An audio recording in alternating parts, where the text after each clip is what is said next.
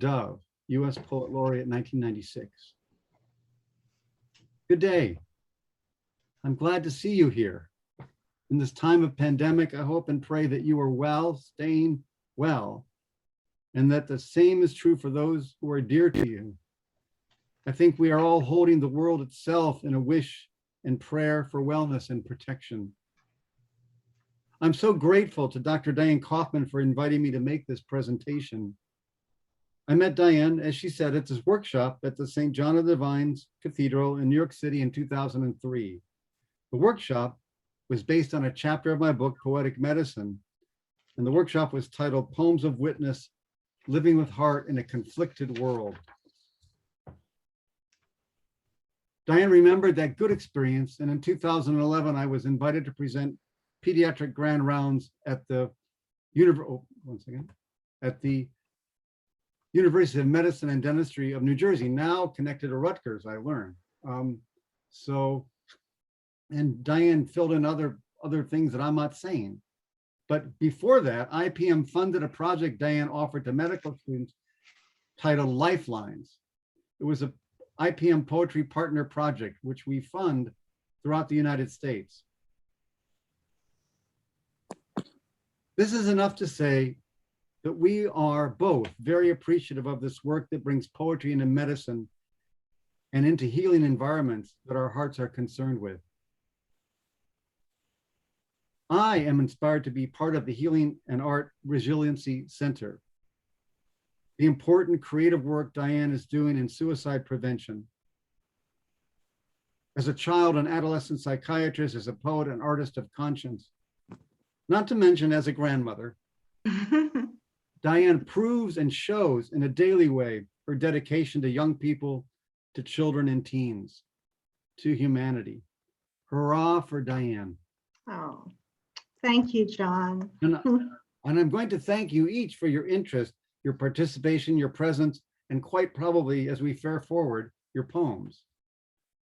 But let me offer a little history.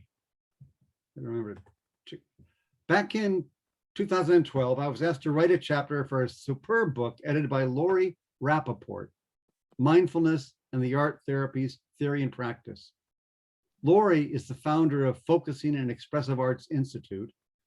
In response to her invitation, I wrote Poetry Therapy, Creativity, and the Practice of Mindfulness. That excellent book was published in 2013 by Jessica Kingsley. During 2019, I created a retreat, poetic medicine retreat that with this title and began to offer it around the country. Then we arrived at the first week of March 2020, and all travel and being present in the same room with others stopped. In the transition to doing these things online like we are now, I rewrote that original presentation with increasing revisions over months, adding the preface in the time of pandemic. Since spring 2020, this is what I have been giving around the country, and even brought it to Lithuania in November of 2019, 2.5 months before the shutdown. When I say rewriting, I didn't want to change the heart of the chapter of the program, but I was very aware that people's hearts were understandably taken up, shaken up by our current circumstance to the point of activating trauma. I felt the desire and the need to include the COVID reality. This isn't, however, today, a workshop for writing poems on or for the pandemic exclusively, but such a poem may very well be what you need and want to write. That's perfectly okay. What I do want to say as we begin, we don't need to act like everything is okay. It isn't usually okay anyway, and certainly not now. Some of us feel we can and are in the midst of multiple pandemics. Climate crisis, social and racial injustice, economic inequality. We know people are struggling to stay alive. Some people are struggling to stay alive. And there are so many persons who struggle right now to keep those people alive. We know people are dying, often alone, or at least so sadly without family. And so many are grieving. Some people are greatly worried about paying bills, paying rent, or even having a job now. Yet we are here. Here we are. What former US Poet Laureate Rita Dove said, by making a stop for a moment, poetry gives us an opportunity to think about ourselves as human beings on this planet and what we mean to each other. I think we hear this now in clear, higher relief. You may be meeting this quote today for the first time. I have brought it along with me for decades. I have thought and thought about it. I have felt it. It has not, in all that time, lost its immediacy, its impact, its imperative instruction and wisdom. Rita Dove says, what Rita Dove says may be the best reason I can give you for why I do this work after 40 years. I invite you to let those words of Dove settle into your own mind and heart. Certainly let their meaning sink in. Let her words sink underneath your professional hat, if you are wearing such a hat at this moment. Let us imagine that the us of which she refers to is right here. You and me, us. I hope we can stop today, or I could say at least pause to consider ourselves on this planet and what we mean to each other. If not poetry that helps us to stop, then a pandemic is certainly causing us to stop. Either way, stopping for a moment may be where mindfulness has a chance to get some traction, a foothold. And by paying attention to that, to feel what it feels like to step into being mindful, to practice, so it becomes an actual practice. I will say something to you on a more personal level. I wrote a poem in late May 2020 at hearing the total of 100,000 deaths of individuals due to coronavirus. Seeing the front page of the New York Times full of names of all the 100,000 people who have died. Let me share that poem with you now. In the time of this pandemic, after the poem These Days by Charles Olson. These days I cry at the drop of a hat, hearing the steady as she goes newscasters say the newest number of COVID deaths. I cry, unabashed, unable to go on as if.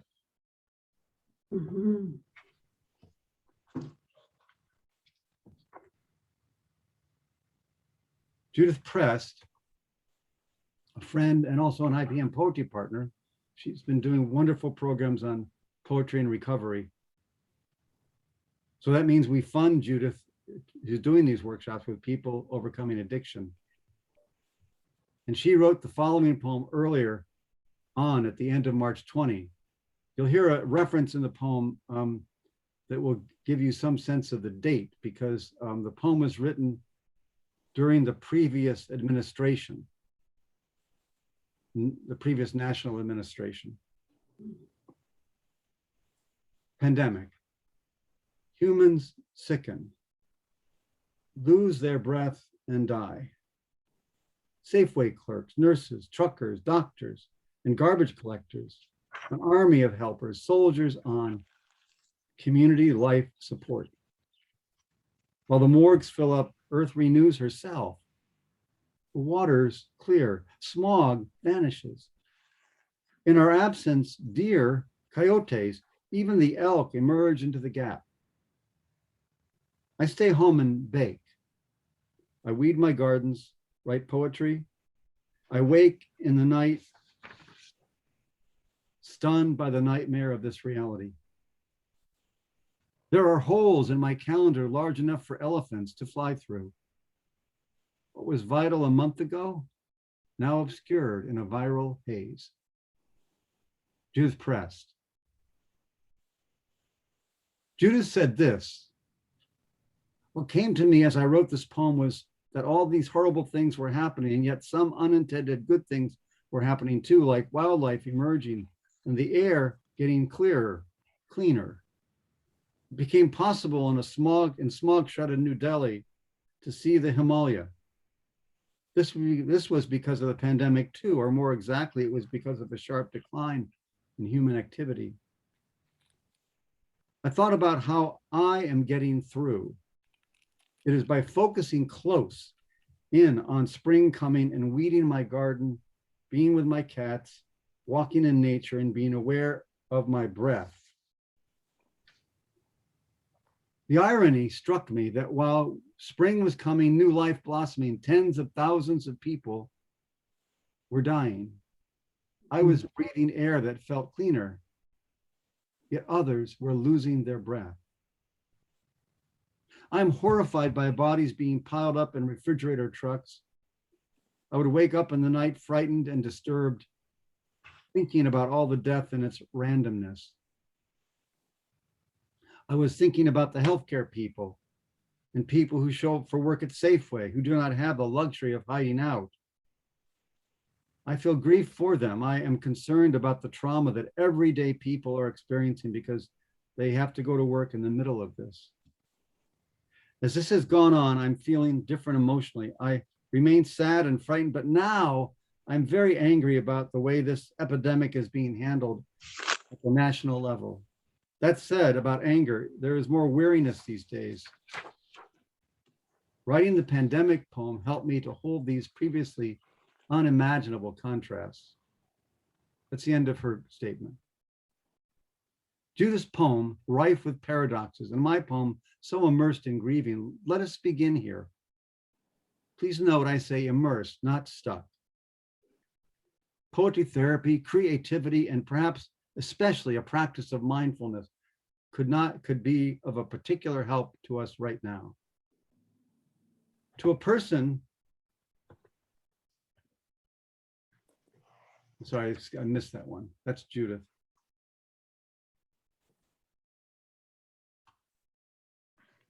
To a person in acute suffering, someone living with grief, someone who is grieving, a poem, its creative energy can carefully hold and reflect back to that person their truth. As difficult as it is, this can empower. To a doctor, therapist, health practitioner, chaplain, or nurse, friend who listens to and attends to that grieving person and is able to apprehend this moment of his or her grieving, creatively expressed through their poem. Apprehending that together can initiate an empathic resonance between a person and another, a helping professional, a friend. This resonance fosters a healing environment between them. This healing environment can make all the difference in their relationship as it unfolds. This healing environment could be a dimension that transcends a desire to cure, even the possibility of cure. For this reason, poetry as healer is for some a bit dangerous, destabilizing to the status quo. A poem becomes the portal to this dimension that can include our intrinsic wholeness. In spite of illness, even help us consider and remember a dimension that is beyond life and death. I'm applying both of these words, poetry and mindfulness, to explore with you this afternoon how the expressive creative art of poetry is a tool, even more a path for deep therapeutic work, and ultimately a catalyst for transformation. Two varied ways to consider mindfulness are expressed in the following quotes. Bringing one's complete attention to the present experience on a moment-to-moment basis. Bringing one's complete attention to the present experience on a moment-to-moment basis. G.A. Marlott and J. Christeller. And a good definition of mindfulness is cultivating a certain kind of intimacy with the core of our being. A good definition of mindfulness is cultivating a certain kind of intimacy with the core of our being.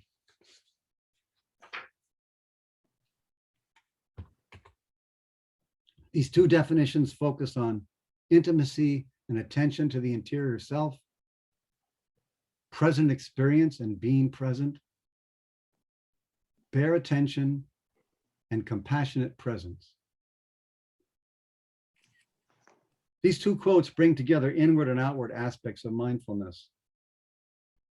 But how does a healing poem and the act of poem making figure within these coordinates of mindfulness? Here are two ways to think about what poetry therapy means. Poetry is indeed a force, an act of human magic, which alters the way we see our lives and so changes us. It's Morris Morrison, University of Texas at Austin, from a paper, Poetry Therapy and Emotional Dysfunction.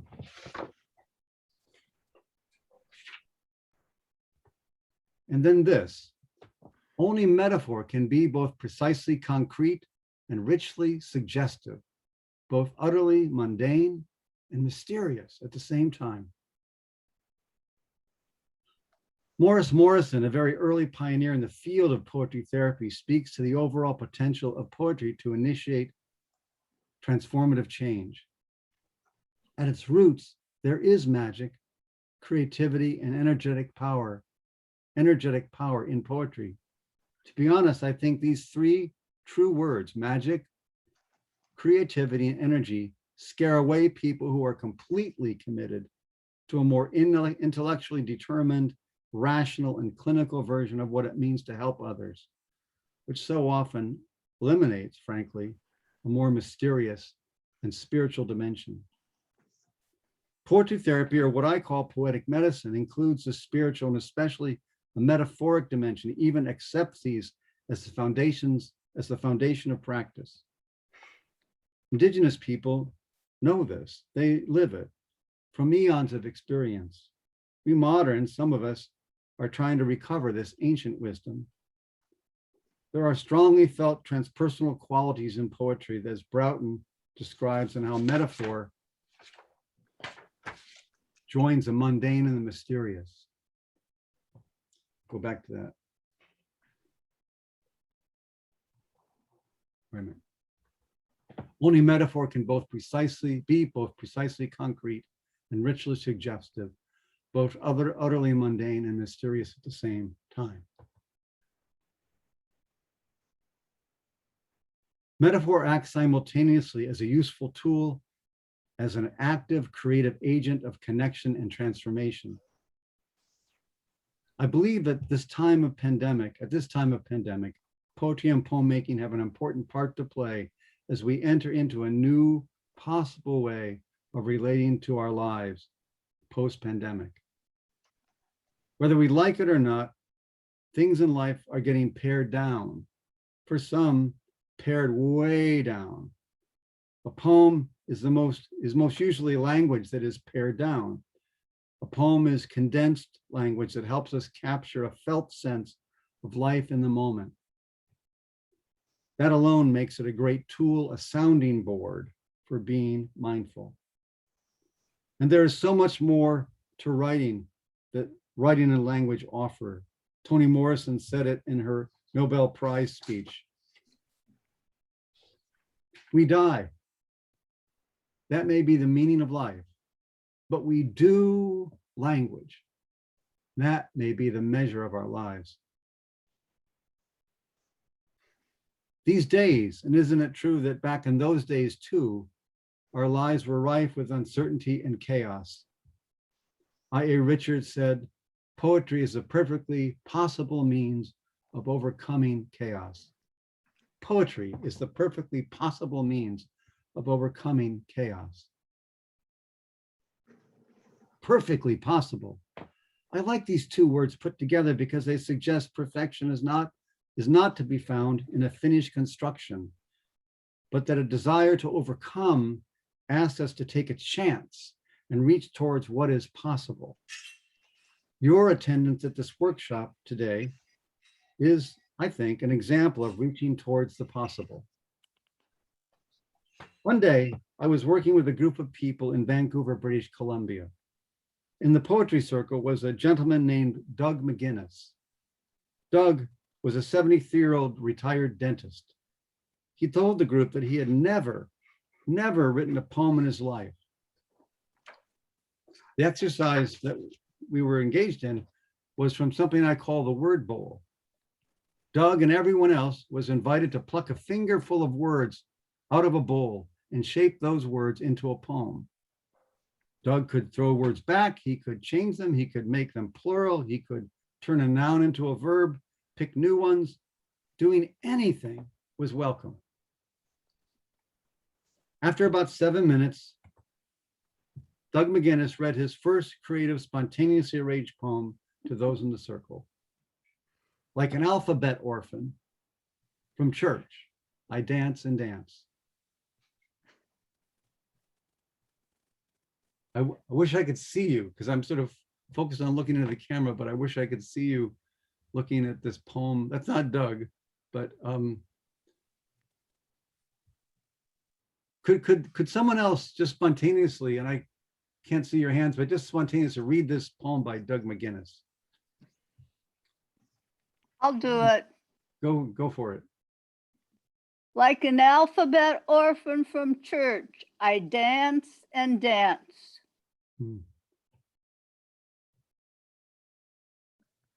Could someone else say this poem? I'll do it. Like an alphabet orphan from church, I dance and dance. Mm-hmm.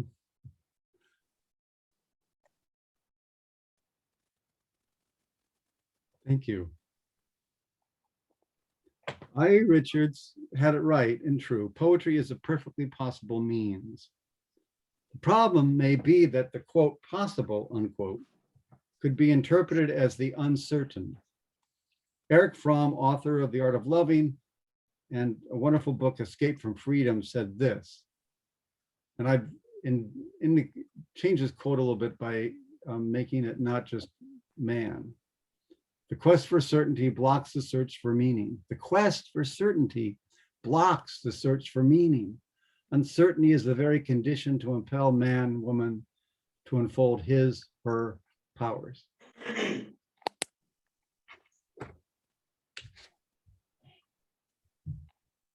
With our own mortality and life's uncertainty so close at hand these days, we are called upon or even forced to access a capacity for truth-telling and to find resources of resilience. One reason why I like what Diane is doing so much, the Art and Healing Resiliency Center. With our own mortality and life's uncertainty so close at hand these days, we are called upon or even forced to access a capacity for truth-telling and to find resources of resilience. I think part of our task, those of us here, that is what we want to facilitate, a truth-telling and resources of resilience. I believe that one of the main possibilities in thinking of unfolding our powers could happen if we begin to consider the flip side, that the flip side of uncertainty is possibility. I don't mean this right now for someone struggling to find a breath, struggling to stay alive. In this critical moment, I'm not suggesting that a person with great anxiety or grief use this fulcrum of anxiety, of uncertainty, to unfold his or her powers.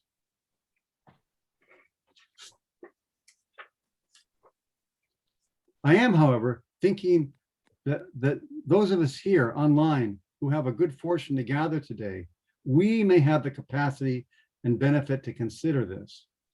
Consider uncertainty. Consider possibility. We can be aware of and sensitive to the timing when someone else is able to do that. But here now, we are able to breathe. I keep saying that, breathe. I hope that you got a fair night's sleep. Maybe you didn't. We are able to catch our breath and to notice it when the breath catches in our throat. What happens in the heart at that catching moment? We can use our catching breath to pause and practice mindfulness. Etty Hillison, because she was Jewish, was sent to Auschwitz. There, she was murdered in 1943 at the age of 29. A little before her imprisonment, Etty had begun to write in a journal that became the beautiful and heartbreaking book, An Interrupted Life, The Diaries of Eddie Hillison, 1941 to 1943. This sentence in her journal: sometimes the most important thing in a whole day is the rest we take between two deep breaths. Sometimes the most important thing in a whole day is the rest we take between two deep breaths.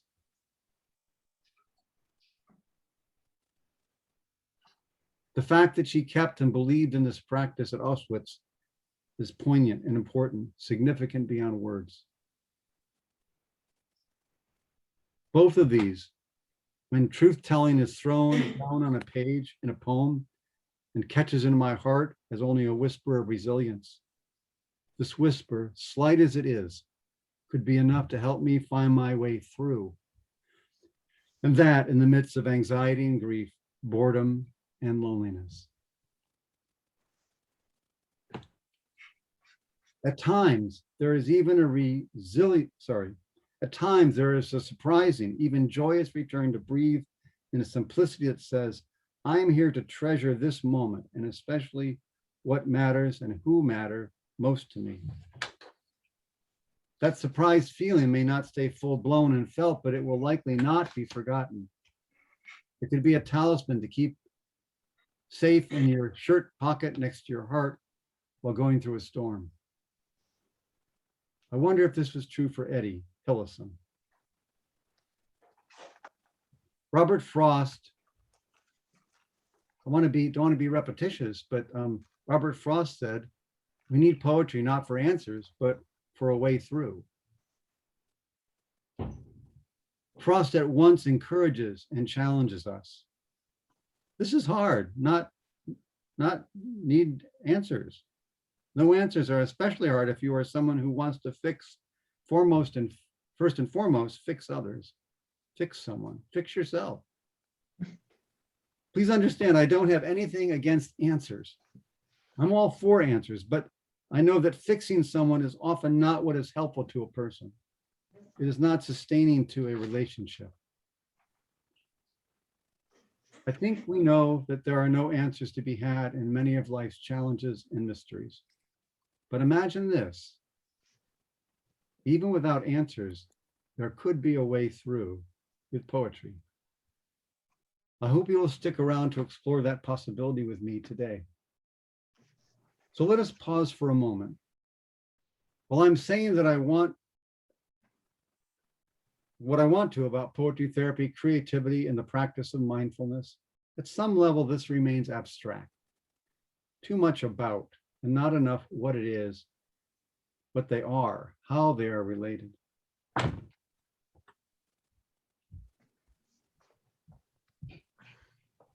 What is it that acts as a thread through? What acts as a catalyst to spark and ignite the fire? What slakes our thirst? What makes any of this even possible, let alone the possibility of overcoming chaos? When I began to train in the winter of 1985 with Joyce Sheeman, a pioneer in the field of poetry therapy at El Camino Hospital on the mental health wing, I asked myself, what am I here to learn? It was that direct of a question. What am I here to learn? In response, I received this poem. It was one of those poems that arrive at rare times, at least for me, come through whole without any revising needed. The poem is when someone deeply listens to you. When someone deeply listens to you, it is like holding out a dented cup you've had since childhood and watching it fill up with cold, fresh water. When it balances on top of the brim, you are understood. When it overflows and touches your skin, you are loved. When someone deeply listens to you, the room where you stay starts a new life. And the place where you wrote your first poem begins to glow in your mind's eye. It is as if gold has been discovered. When someone deeply listens to you, your bare feet are on the earth. and a beloved land that seemed distant is now at home within you.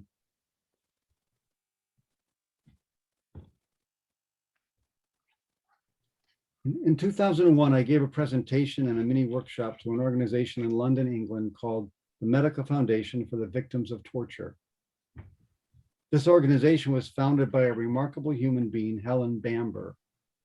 Helen had also been one of the founders of Amnesty International. Helen realized at Amnesty that it is one thing to advocate for the release of people in prison for their beliefs, their religion, their opposition to existing oppressive political structures. But in so many cases, these prisoners were tortured, treated abysmally.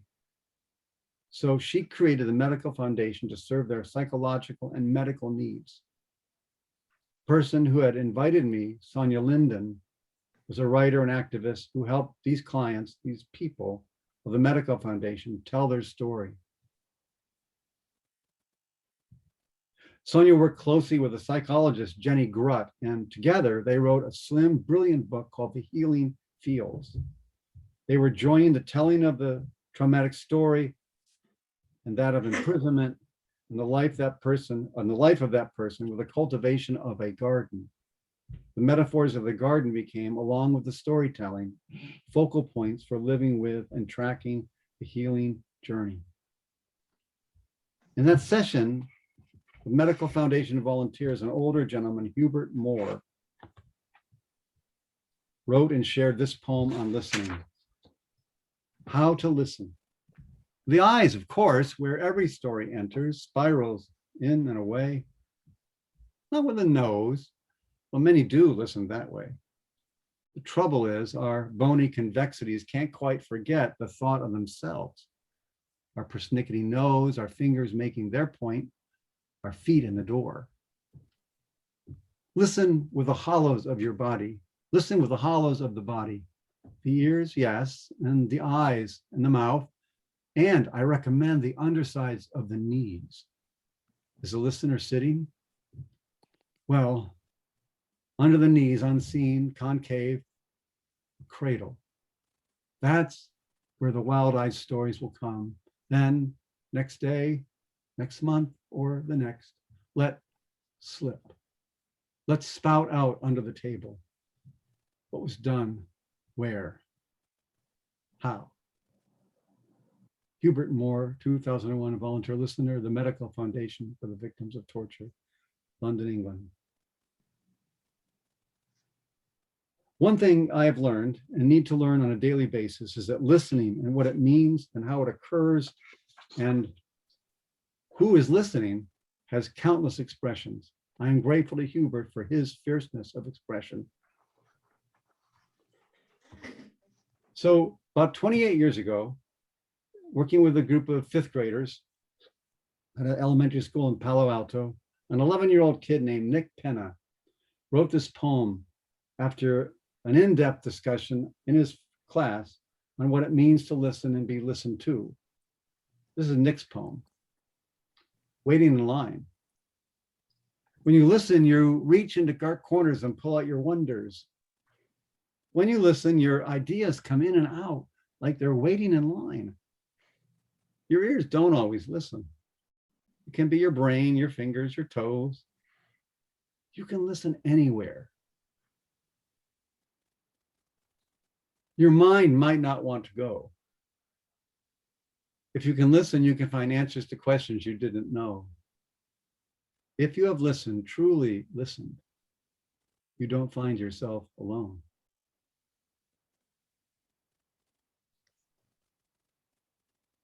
It's some of my favorite lines of your mind might not want to go. Or you can listen anywhere. Or if you listen, you can find answers to questions you didn't know. Would somebody else please, somebody hasn't read yet, read this poem by Nick. I would like to read it.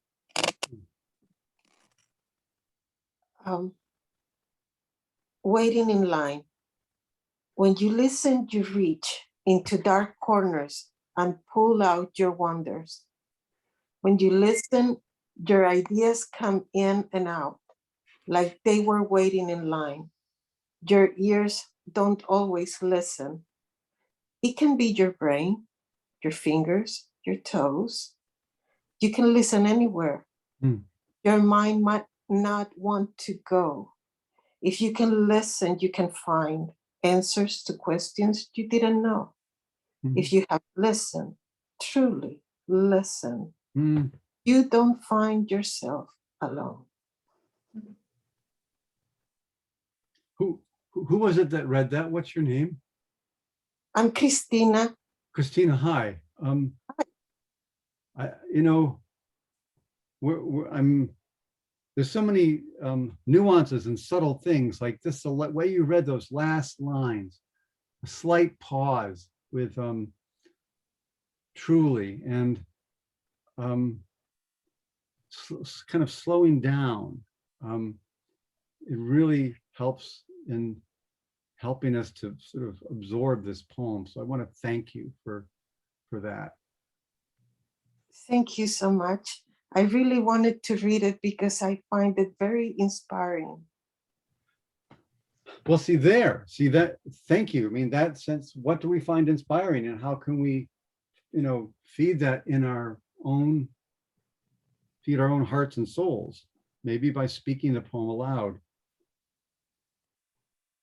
So this is maybe my most important couple of sentences in this talk. In some ways, I wish that all adults, regardless of anything, would listen to more children. Someone wise like Nick at 11. I very much agree. Here are two quotes to consider about listening. These words point to the sacredness of what true deep listening is. And I recommend that if you want to learn more, there's a beautiful book called If You Want to Write by Brenda Ullin, published in 1936. She writes, listen is a magnetic and strange thing, a creative force. When we are listened to, it creates us, makes us unfold and expand. Ideas actually begin to grow within us. Like they're waiting in line.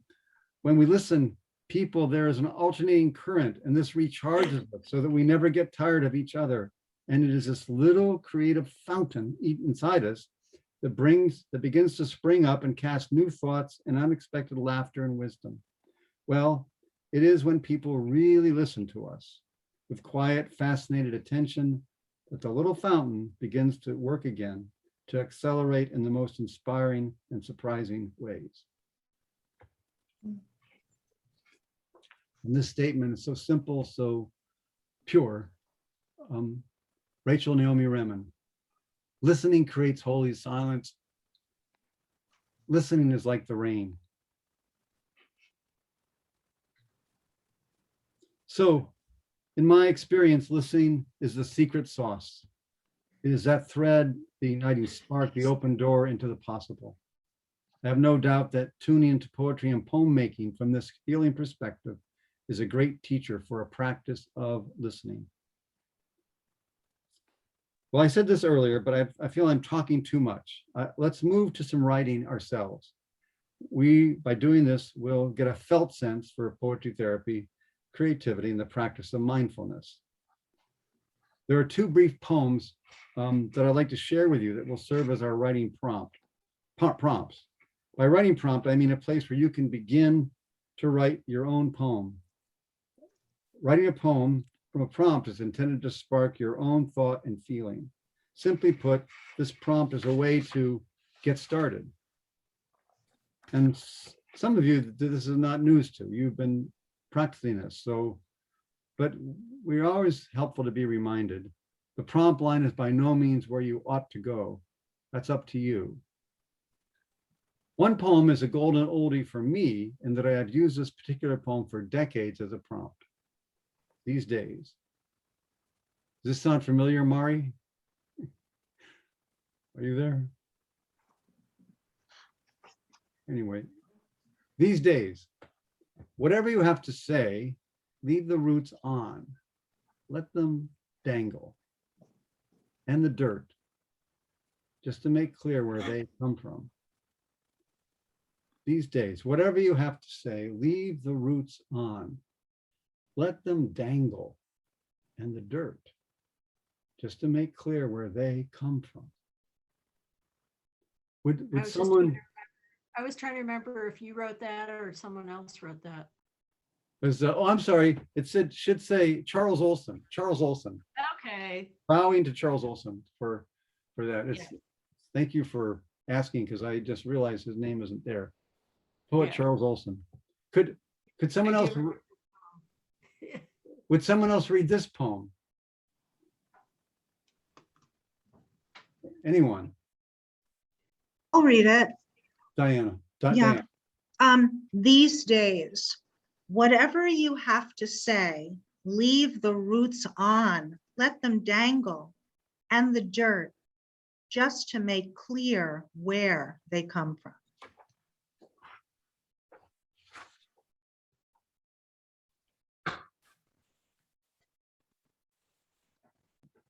So what does this poem evoke for people? Again, I can't see, because of the way this is set up, I can't see but a handful of us. So Diane, if you want to, if someone raised their hand, you want to call on them.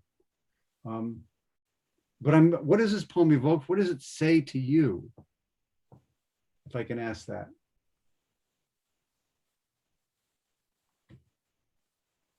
It's like be yourself and don't put on airs. Oh, Rachel. Hi, Rochelle. Rochelle. It's okay. Your words are memorable. I should remember it, that you were the person who spoke those words. Oh, wow. Interesting. I have a bad memory in some ways, but I have a really good memory in other ways. And one of the ways I have a good memory is this poem. And even though I've used it for literally decades, no one has ever said that.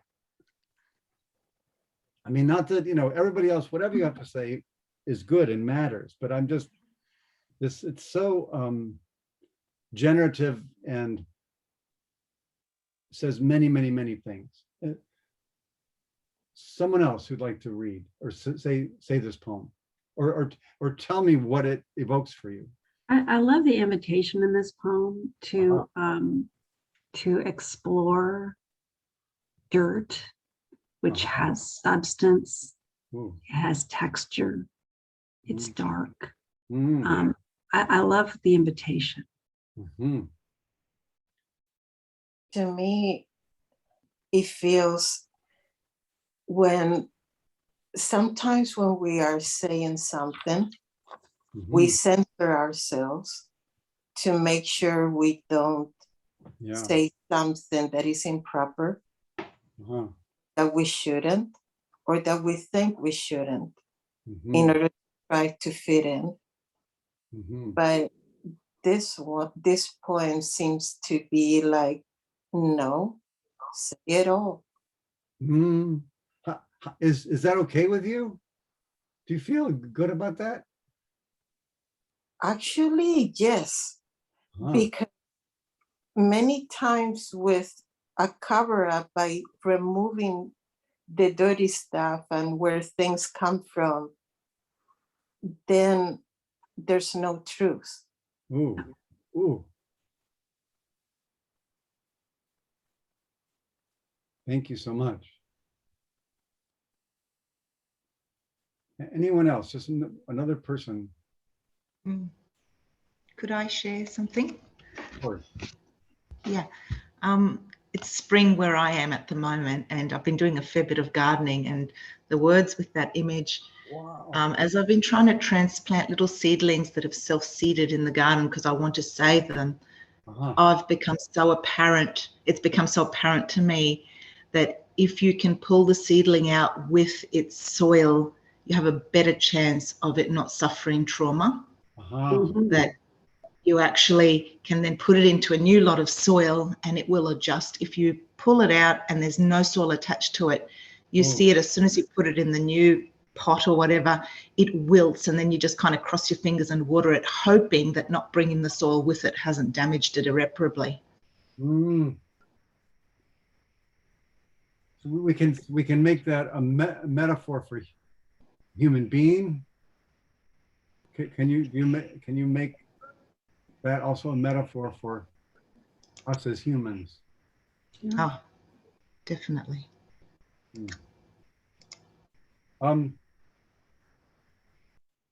Okay, so now I'll introduce a second poem, and I'm going to offer these two poems as places where we can write. And I've just been, rather than writing now and then writing again, I'm going to read these poems twice, or read them at the same time, rather.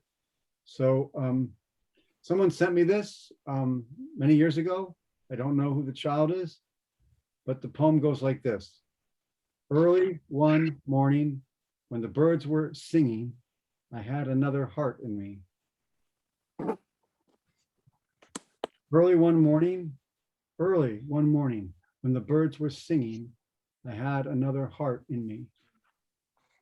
Child age 8. I'm going to call on somebody. Susan O'Connell, would you read this poem?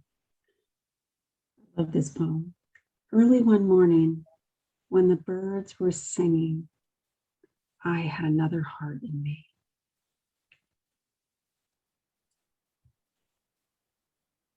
Thank you.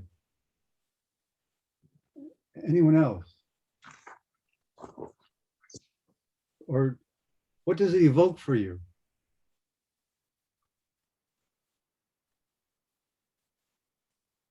It evokes renewal or a total refreshing, beginning again, beginning anew, feeling new. Early one morning, when the birds were singing, I had another heart in me. Ooh. And I think of all the mornings I wake up during the spring and summer outside with my writing and listening. And I do feel more like I'm a part of everything. And that's what this makes me think of.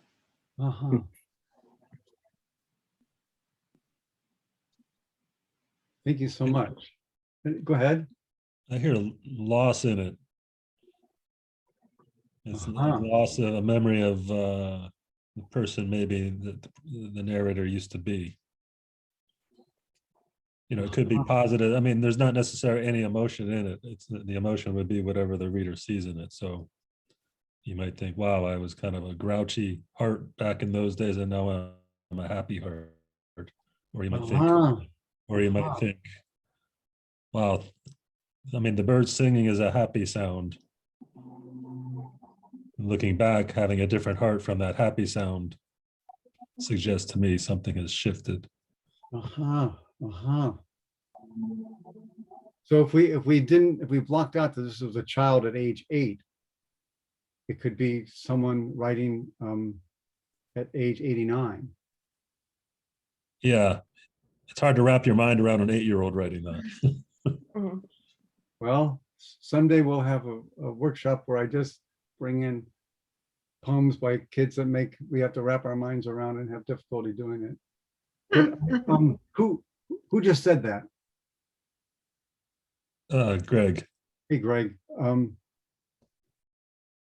Let me tell you a little story, and I have to watch my time, but so this is not to take away from the sort of way this poem settles in our hearts, the various ways. But what you just said made me aware of one time I shared this I was at a hospital for kids with moderate to severe disabilities or physical challenges. And so I was speaking it to, just because it was so short, I had 15 minutes with this 13, 14-year-old child, young woman. And I thought, well, this could get us started because I just had this short amount of time. So I said, could I read you a poem? And we were just sitting across the table from each other in a kind of very institutional room. And so I said this poem, and in a flash, her fingers flew up in the air and she said, I hate it when the birds sing in the morning.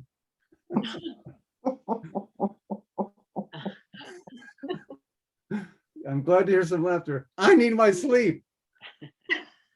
And it's sort of, the point of being quote, a poetry therapist, unquote, is not to get her to, go along with what my thinking was, but what is hers.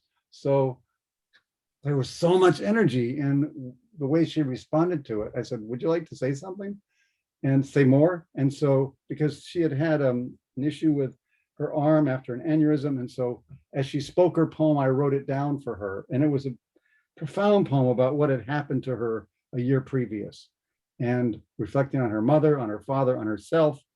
And but this poem, I always like to think, was an unexpected catalyst for her, sort of catching the current of her energy. I hate it when the birds sing in the morning in my sleep. So yeah, so you have to kind of be ready to go with the flow. But anyway, so we have these two poems, These Days and Early One Morning. It's not a title, but it's the first. So I'm going to suggest that this line, that your poem, either begin with These Days as your title, or the line Early One Morning, or you could put them both together if you would like. But that's the idea of a prompt. So again, I can't see everybody's face. I can only hope that you're understanding me, that to take the line, the title, These Days, and make it your own poem, or the line Early One Morning, ... and make it your own poem. So let's take about 7 minutes. 7 minutes is quite a lot of time, actually, and do some writing, and then we'll come back. Anybody have any questions? You can put it in the chat, because I haven't been able to pay attention to the chat as I've been speaking, but now I am. So, or just, see what happens. This is just free writing.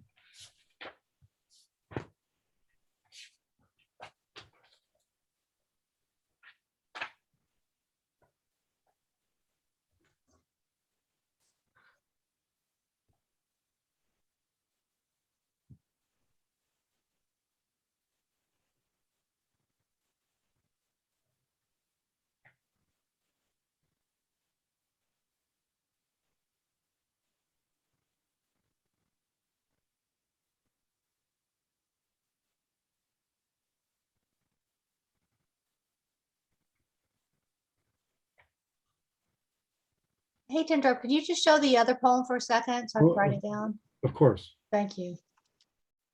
Thank you.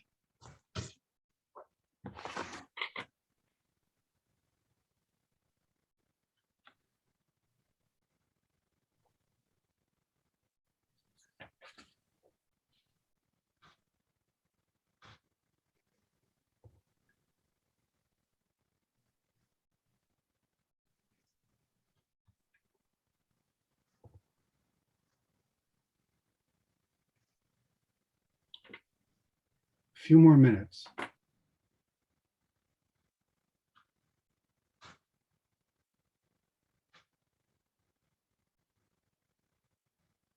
Oh.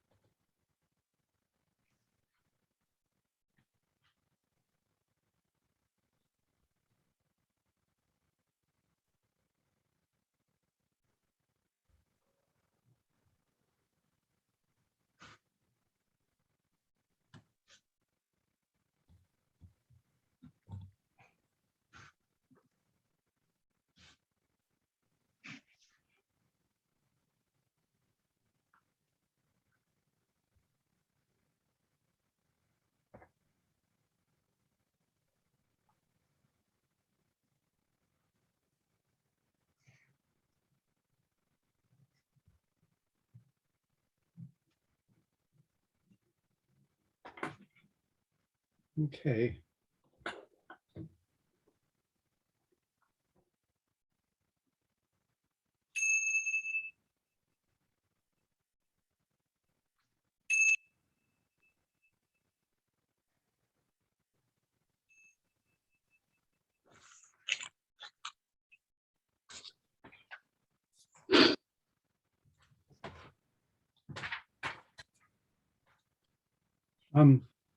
I'd just like to, I'm gonna have us read, but I'd like to just close with two quotes that I think I would like us to remember. And this one from Eddie Hillison: sometimes the most important thing in a whole day is the rest we take between two deep breaths.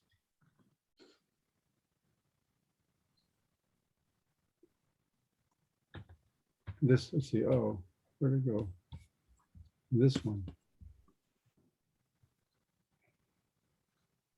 I mentioned the one thing that draws me to this practice of poetry as healer is, well, another way of putting it is the unique quality of each person. Like each of our voices is unique, a thumbprint unique. And each of our poems, in this, particularly in this healing environment, nobody writes like you. Every person born into the world represents something new, something that never existed before, something original and unique. If there had been someone like her, him in the world, there would have been of no need for her to be born. Martin Buber.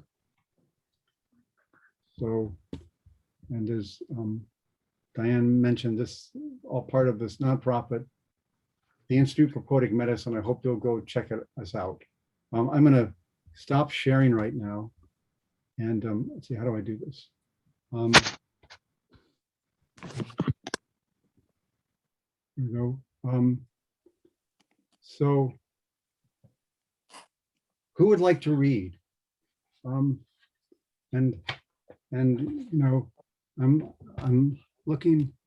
I can't see everybody, but if you could raise your hand, and so, okay, Jean. We're going to try to get to as many people as possible. Go ahead, Jean. Okay. Early one morning, my 1-year-old granddaughter spotted an eagle in the sky so high. Keen and clear observation in a soul with no need for a single word to name it. Uh-huh. Only one finger pointing out the window so high. Yeah. Some of you know that my practice is to have people read twice, and it seems like it, and it does take up time, but that's okay. Each of us, I think, it's not like we're just gonna, you know, flip through the, you know, our thumbs are so busy flipping through images on iPhone. I'm sort of trying to slow that down. Go ahead, Jean. Would you read it again? Sure. Early one morning, my 1-year-old granddaughter spotted an eagle in the sky, so high. Keen and clear observation in a soul with no need for a single word to name it. Only one finger pointing out the window, so high. One person name, because we don't have time for more, but name one line from Jean's poem that you could mirror back to her. Go ahead, Gloria. Oh, hi, Gloria. Unmute. One finger. Uh-huh. Yeah. Thank you so much. Thank you. Who would like to read? Someone. Starlet.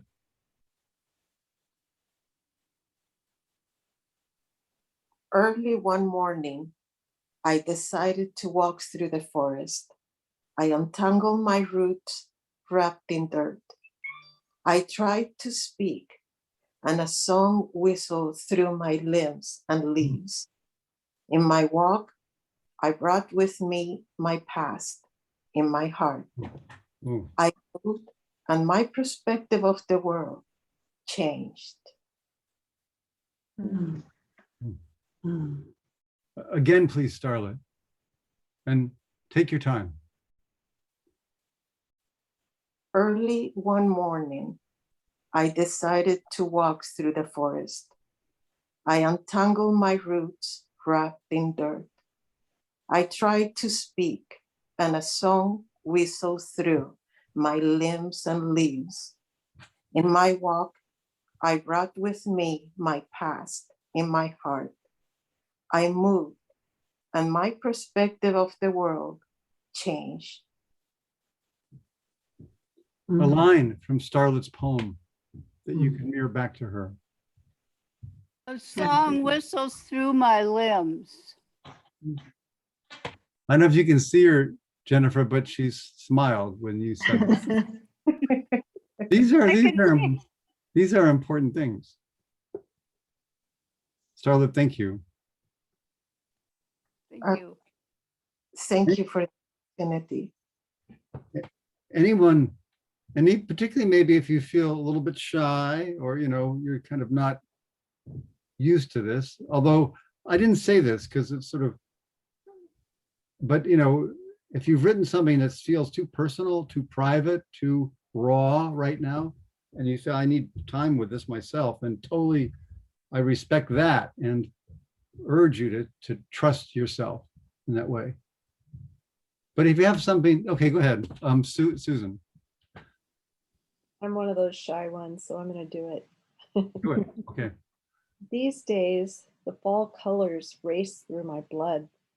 I am hungry for warm sustenance that has no form, that keeps me nourished, body and soul. These days, my thoughts filter in and out like travelers on a steady journey without a map.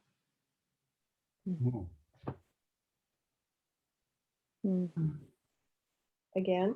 Yeah, of course. Say it again and let's. These days, the fall colors race through my blood. I am hungry for warm sustenance that has no form, but keeps me nourished, body and soul. These days, my thoughts filter in and out like travelers on a steady journey without a map. Just a word or a phrase or a line from Susan's poem. Yeah. A steady journey without a map. Travelers. Fall colors race through. Warm sustenance.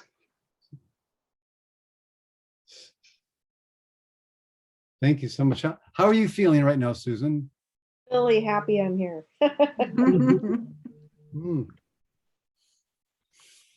Thank you. Thank you. And I think there, who else is here? So many. Gloria, yeah. These days, I wonder more than usual what's what and where I need to be. I wonder more than sometimes forget my wondering and feel only lost. Hmm. Hmm. Hmm. Again. These days, I wonder more than usual what's what and where I need to be. I wonder more than sometimes forget my wondering and feel only lost. Mm.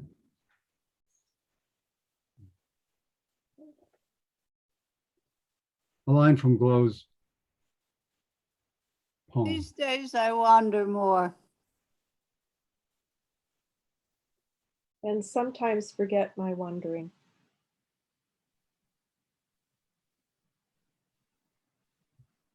For me, Feeling- I'm sorry, go ahead. Feeling only lost. I was going to say that. I agree with the loss.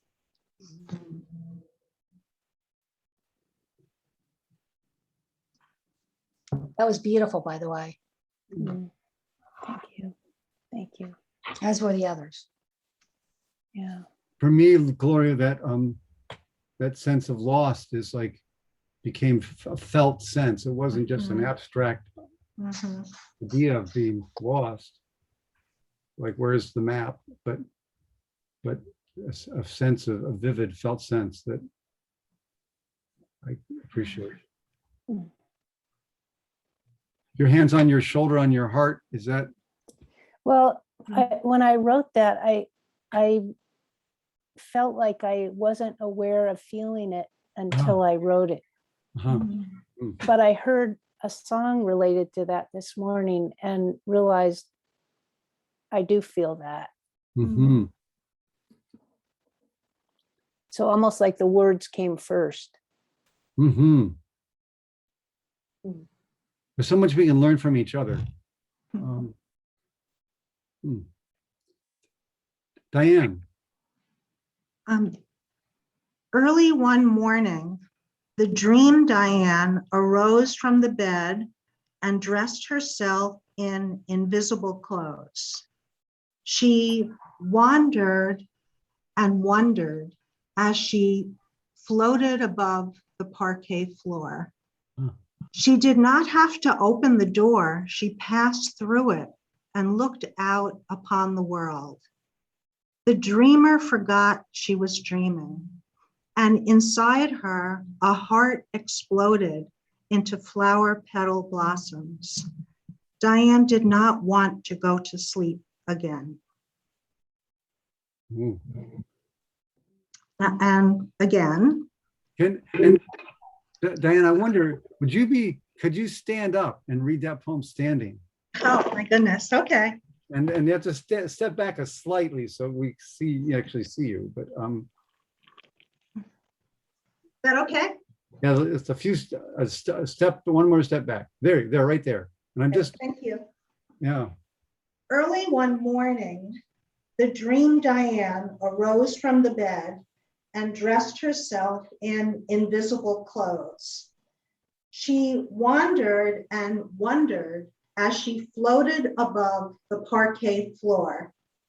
She did not have to open the door. She passed through it and looked out upon the world.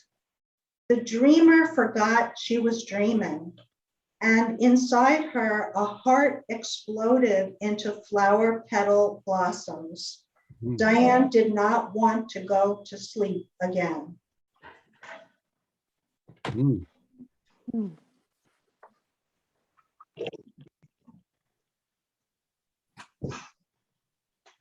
You know, I have to say this, and I know our time is, but Diane Kaufman has done this amazing work with animation and a whole range of things. I mentioned in my opening remarks about the prevention of suicide, but then also just of claiming one's deepest sort of true being. And what's that program called? The Three Objects, Diane? Yes, three objects spoke to me. I could see it. This amazing poem animation that has been made called the three objects spoke to me.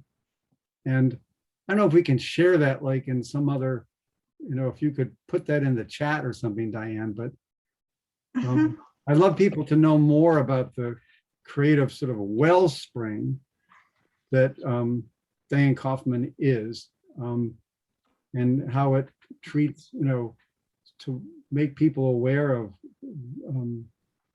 their multiple dimensions. So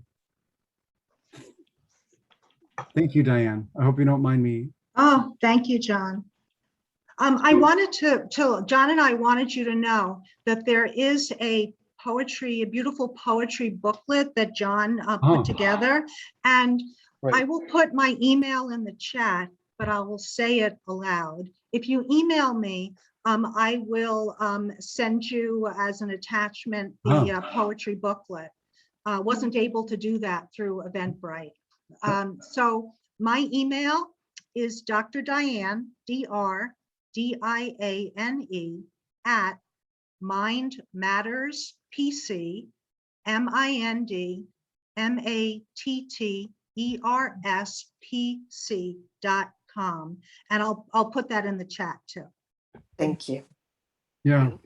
That will include many poems that we haven't been able to even refer to, but definitely all the poems that were in the talk.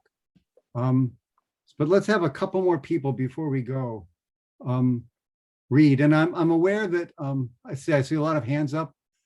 Carol Ann, Rochelle. I'm wondering if any of the gentlemen here, I know Andrew's here, Greg is here. Would any of the gentlemen like to read, if you have a poem, to have your voice? My goal in life is. I wonder if I could, John. I can't wave my hand because you only have my photo, but I'd read Okay, sure. if there's time. Okay, and then I'm going to try to get to some others. So please, and what's your name? Jill. Oh, Jill. Okay, please go ahead.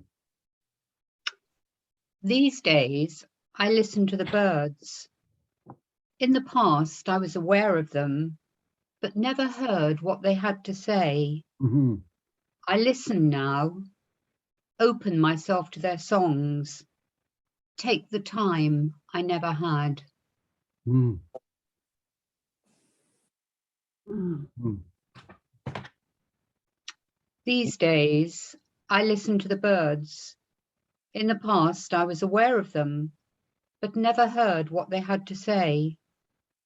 I listen now, open myself to their songs, take the time I never had. A line from Jill's poem. A word. I open myself to their song. Take the time I never had. Take the time I never had. I listen now.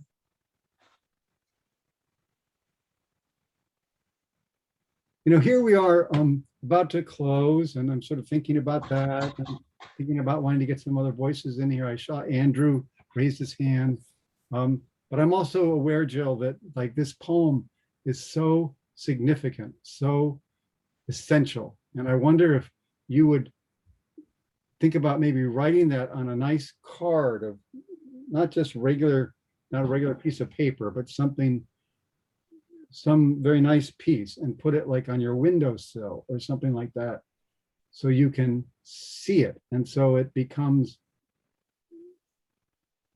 continues to be alive. I will do. Say again? I will do, John. Thank you. You're welcome. I mean, this really is most meaningful if this day, our time together can be a catalyst for us to carry on. So with people's forbearance, I'm going to ask Andrew if he would be, well, I think he's willing to read. Yeah, these days, the joy underneath, waiting to emerge. We've been herded into a holding pen, Ooh, waiting to be milked of joy and pain. ooh, ooh. Say it again. These days, the joy underneath, waiting to emerge. We've been herded into a holding pen, waiting to be milked of joy and pain. Mm. A line from Andrew's poem. We've been herded into a holding pen, Waiting to be milked. Mm. May I ask a question, Andrew? Could you say something more to us about the holding pen? Well, I What, feel, what an image. What an image. yeah, the pandemic is symbolic of that, or yeah, the holding pen is symbolic of the pandemic. Uh-huh. Mm. Thank you. Rochelle R. Rochelle. Okay. Wow, I just want to thank everyone first for their poems so far because they've all been so deeply touching and amazing. So, yeah, I too didn't know about these feelings until I started writing. So, my poem is These Days I Feel So Empty with no one sitting beside me. A lucky invite to divinity. A happenstance that happened upon me. Amidst all the should be's and shouldn't be's, I'm longing for unity inside of me. Mm-hmm. Read it again. Yeah, please. Okay. These days, I feel so empty, with no one sitting beside me. A lucky invite to divinity, a happenstance that happened upon me. Amidst all the should be's and shouldn't be's, I'm longing for unity inside of me. A line or a word from Rochelle's poem. A lucky invite to divinity. Looking for unity. Happenstance and happened.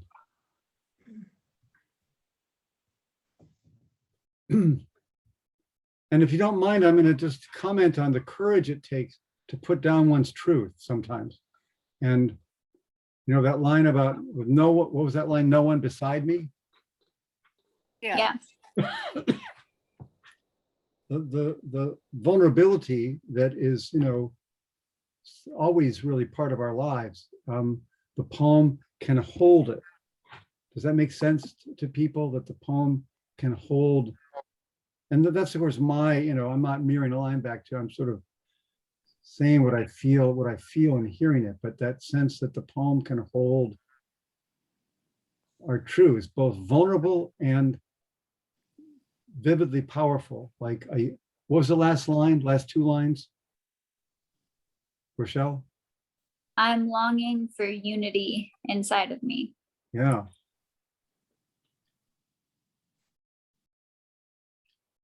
Thank you. Diana, we're sort of past, but we didn't really start right on time either. So I know. I mean, we could go another 10 minutes or so, and if someone needs to leave, maybe you can bid adieu. But I would like to hear at least a handful more if we could. I want to say that I just put into the chat, Okay. if anyone wants to email me your poem with your full name or initials or whatever, I'd be happy to type them up and to then share them with everyone that attended the workshop. Thank you, Diane. And you're welcome. No obligation to do that, but if you'd want to, right. you know, we can do that. Right. I mean, and we figure that in your doing that, you're sort of releasing your poem to be shared, but be shared within this community, this ad hoc community. So let's see. Carol Allen, Is it Carol? Carol Ann. Carol Ann, I'm sorry. Thank you. That's all fine. So this was writing about what was happening right at the moment of writing. Uh-huh. These days, my cat has taken over. If I dare to turn to screen or paper, she quickly intercedes, just to make clear where the love is coming from. Uh-huh. We have to hear that again for all of us who care of or love cats. These days, my cat has taken over. If I dare to turn to screen or paper, she quickly intercedes, just to make clear where the love is coming from. Oh.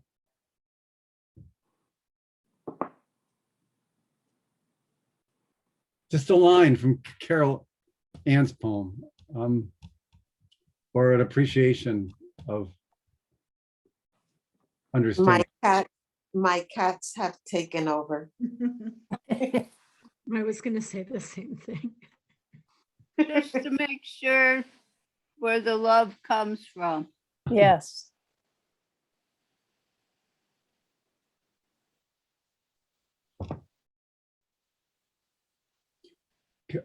Let's see.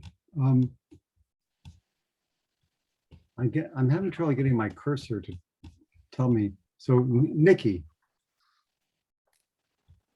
Thank you. Early one morning, the alarm was silent. It was as if the dark dawn was patting it incessantly, knowing today was not the time. Even the birds observed this sacred silence, barely a flutter of their wings audible. The butterflies were recalculating their route for the day, the bees buzzing in their cones of silence. Only a stray dog in the distance seemed bent on the sound of its own voice. Thank goodness for distance. But not the mandarin sapling. It was heaving with microscopic fruit. The mulberry bush didn't need to make a sound to share its glossy foliage. The rose bush, well, its thorns and thuds and buds were just there, The yard trolley, since turned into a herb garden, shared its delicious aroma without a sound. And the cosmos, oh, the cosmos, colour, over a metre tall in the knowledge that in barely half an hour, its alarm will blaze its rays into the soil, warm its roots without a sound, prepare each bloom for the next generation.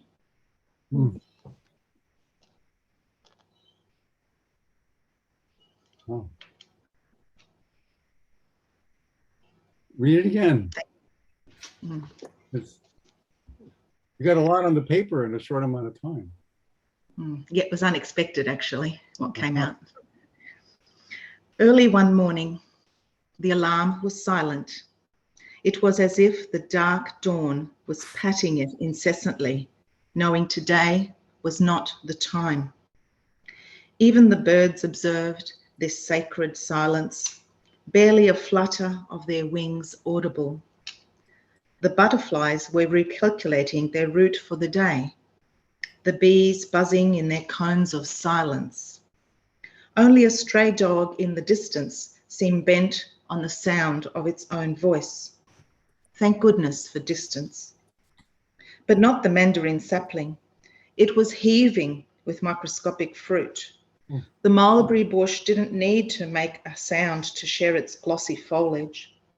The rose bush, with its thorns and buds, were just there. The yard trolley, since turned into a herb garden, shared its delicious aroma without a sound. And the cosmos, oh, the cosmos, colour, over a metre tall, in the knowledge that in barely half an hour, its alarm will blaze its rays into the soil, warm its roots without a sound, prepare each bloom for the next generation. a line, or a word, or without a sound. Alarm was silent. Say that again, Jennifer. The alarm was silent. Hmm. Or Preparing. something like that. Do you find some pleasure in reading that poem out loud? Nikki. It was comforting Comforting. because the silence and the darkness was so real. Hmm. And it was giving voice to that. But then it was also acknowledging that the hope and the transformation did come. Uh-huh. Mm-hmm. I'm going to suggest stepping outside your place and reading that like to your backyard or front yard, or the place where this is happening. And I know it kind of flows out, but in a way, so I'm interested in getting the poem a little bit off the page into the space that it's connected with. Yeah, well, it's interesting because I'm sitting in the space where it was dark then, but I Oh. can look out and I can see the garden, which Uh-huh. I work on every day, which has been part of the transformation. So I'm sort of in those two spaces at once, even as I sit here, because it's morning here now. It's like 7:30 in the morning, so it has dawned.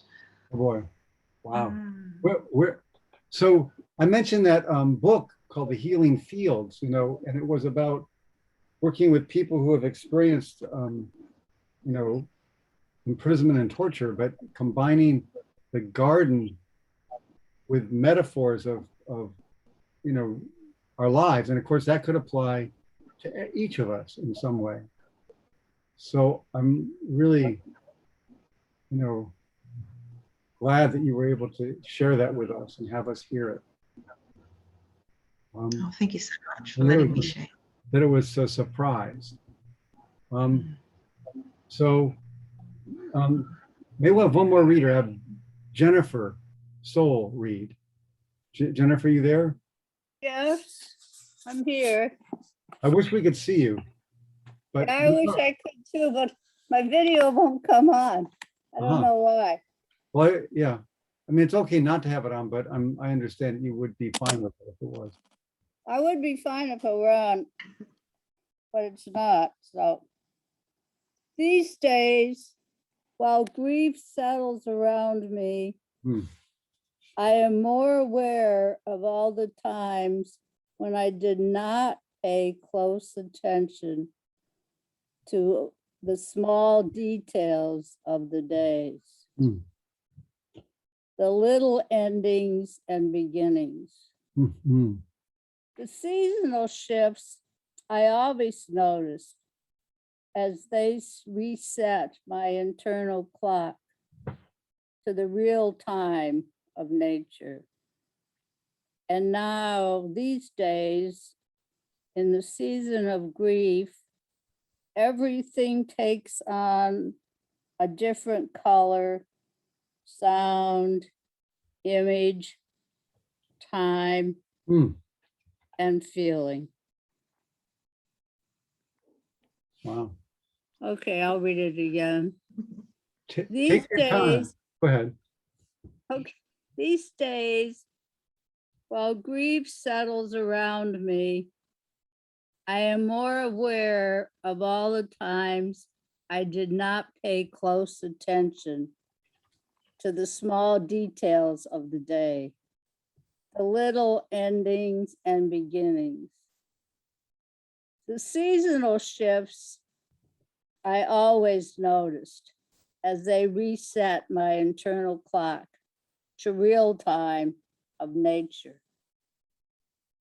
And now, in these days, in the season of grief, everything takes on a different color, sound, image, time, and feeling.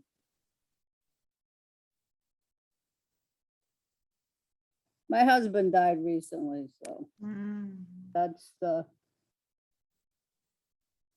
sort of source of that. I'm sorry for that loss, Jennifer. Thank you. Sorry for your loss. Each, Thank you. Sorry. What's the last words? Each thing, not each thing, each. Everything takes on a different color, sound, Yeah, image, time, and feeling. yeah. Everything.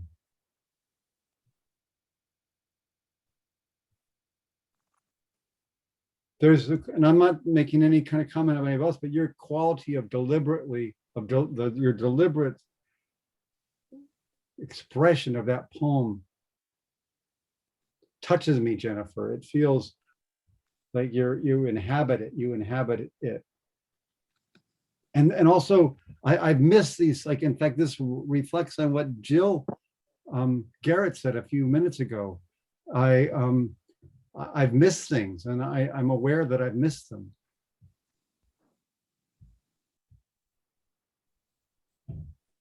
What's that line?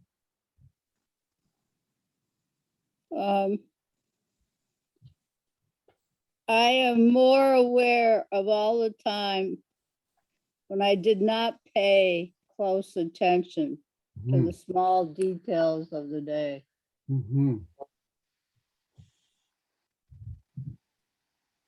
I mean, just again, that vulnerability of being able to say that. I mean, you probably saw more than you give yourself credit for, but just to be able to, make that part of your poem. And then at the end, it's those specific things. I see Diane nodding her head. Yeah.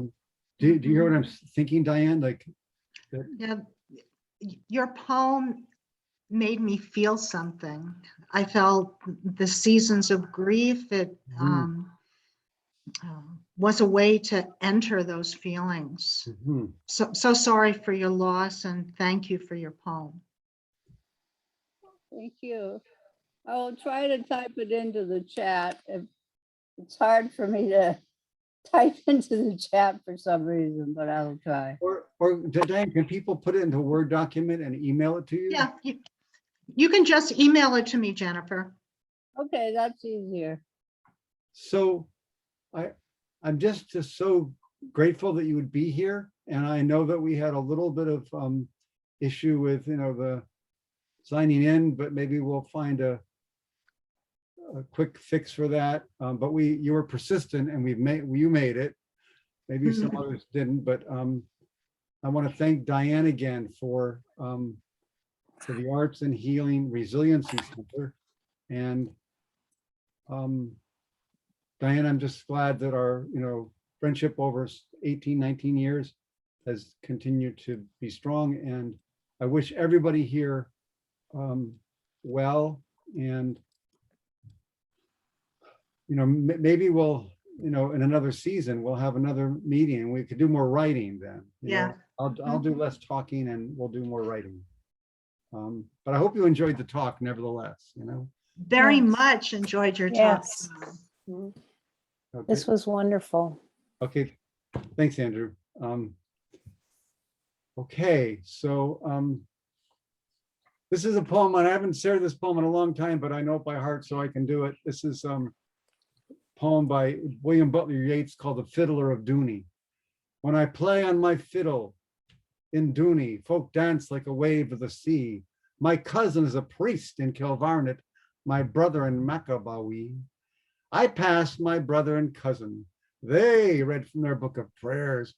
I read from my book of songs that I bought at the Sligo Fair. When we come at the end of time to Peter sitting in state, he will smile on the three old spirits, but call me first to the gate. For the good are always the merry, saved by an evil chance, and the merry love the fiddle, and the merry love to dance. And when the folk there spy me, they shall all come up to me with, here's the fiddler of Dooney, and dance like a wave of the sea. There's a magic in poetry, Yeah, So, well, there is. you know, I've I appreciated seeing each of you, and I hope you'll, if you didn't read this time, like I see Diane Brubaker, like maybe you could find someone, Diane, to call and or to read your poem to. Anybody, everybody who wasn't able to read, or you who did read could read your poem to somebody else. So you know, it stays alive. And I said, you know, the main point is that this afternoon act as a catalyst for you. So I'm gonna stay, but people can, you know, isn't it kind of strange? Like, be well, Starlet, and you know that we just kind of blip or we just poof, and yet, you know, we don't really. I mean, we're all going to be here. We're just not in these Zoom boxes. That's like makes me think what Andrew said about, you know, being herded into these little, what was that line, Andrew?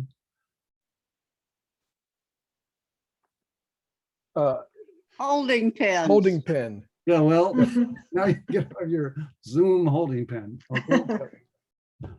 Diane, will you stay? Yes, I'll stay. I want to thank everyone for joining Yeah, us. yeah. I want to mention too that the Arts and Healing Resiliency Center, one of its goals is to form a safe place, nurturing, and a community for expressing ourselves and promoting mental health, wellness, and resilience. We have a weekly free 1-hour workshop called Follow Your Art's Heart, and it's on Saturday, Pacific time, 1 to 2. And once a month, it's my pleasure to invite a guest facilitator and presenter who can share their expertise and inspire us in the expressive arts. And that once a month event is held on a Sunday from 1 to 2:30 p.m. Like this? Like this. Or it is not even a simile. I mean, it is this. It is this. Diane, would you please put the link to your website? Oh yeah. On the chat, and also John's? Yes, for sure. That's the kind of thing I forget. Let me. I am very grateful that you have done this, the two of you. I am disabled, I am bedridden, and I am trying to heal myself, make myself better. And that's why I was drawn to come here today, because I have actually done poetry with meditation, and it just feels good. Yeah. So I didn't know that this did. So Starla, thank you for your presence and your participation in your poem. Yes, thank you. Oh, no, thank you.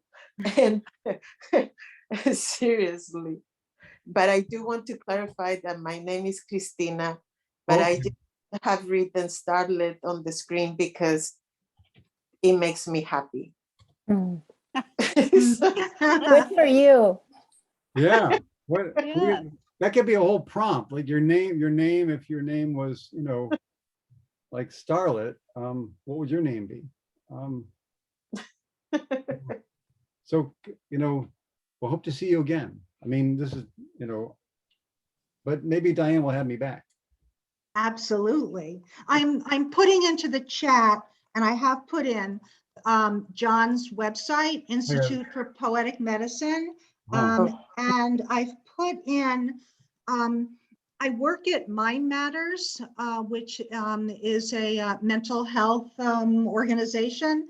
And I put in the page for the Arts and Healing Resiliency Center. And I need to find right now, and I will put in also the information page, which also talks about my own background. Uh-huh. And I'm very much love collaborating with kindred spirits. So if anyone has ideas for collaboration, please reach out to me. If you have ideas for perhaps people you think would be wonderful guest facilitators, let me know. Uh-huh. Yeah, Okay, thank you. I'm just, I need to leave. I would like a copy of the chat if somebody can send it out. oh And boy. I need to leave to take my 98-year-old mom out for a walk. Well, hey, enjoy your walk. Yeah. If you Diane, do you know how to send a chat? I have no idea how to do that. Well, right now I'm saving the chat, Oh, so okay. hopefully it'll be saved. Okay. If it is saved, I will send it out. Also, the session is being recorded, so